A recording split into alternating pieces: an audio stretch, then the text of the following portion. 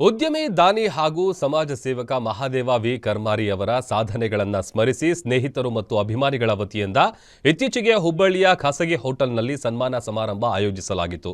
ಈ ಕಾರ್ಯಕ್ರಮ ಅತ್ಯಂತ ಯಶಸ್ವಿಯಾಗಿ ನಡೆದಿದ್ದು ಸುಮಾರು 200ಕ್ಕೂ ಹೆಚ್ಚು ಕೈಗಾರಿಕೋದ್ಯಮಿಗಳು, ಸಾಮಾಜಿಕ ನಾಯಕರು, ರೋಟರಿಯನ್ಗಳು, ಶಿಕ್ಷಣ ತಜ್ಞರು ಮತ್ತು ಅಭಿಮಾನಿ ಬಳಗದ ಸದಸ್ಯರು ಭಾಗವಹಿಸಿ ಸಮಾರಂಭಕ್ಕೆ ವಿಶೇಷ ಛಾಪನ್ನ ಮೂಡಿಸಿದ್ದಾರೆ.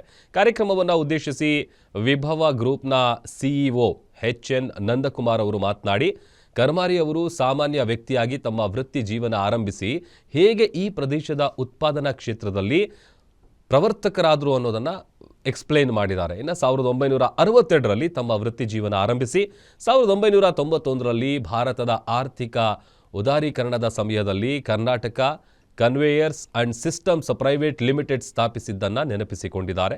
ಇದೇ ವೇಳೆ ಸ್ವರ್ಣ ಗ್ರೂಪ್ನ ಎಂಡಿ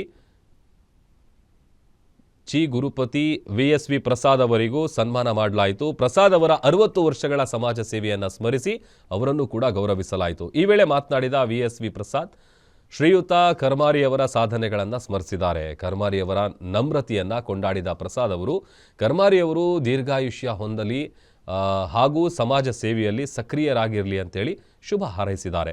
ಪದ್ಮಶ್ರೀ ಡಾಕ್ಟರ್ ವಿಜಯ್ ಸಂಕೇಶ್ವರ್ ಮತ್ತು ಶ್ರೀಮತಿ ಲಲಿತಾ ಸಂಕೇಶ್ವರ್ ಅವರು ಮಹಾದೇವ ವಿ ಕರ್ಮಾರಿ ಮತ್ತು ಶ್ರೀಮತಿ ಸವಿತಾ ಕರ್ಮಾರಿ ಅವರನ್ನು ಸನ್ಮಾನಿಸಿ ಮಾತನಾಡಿದರು.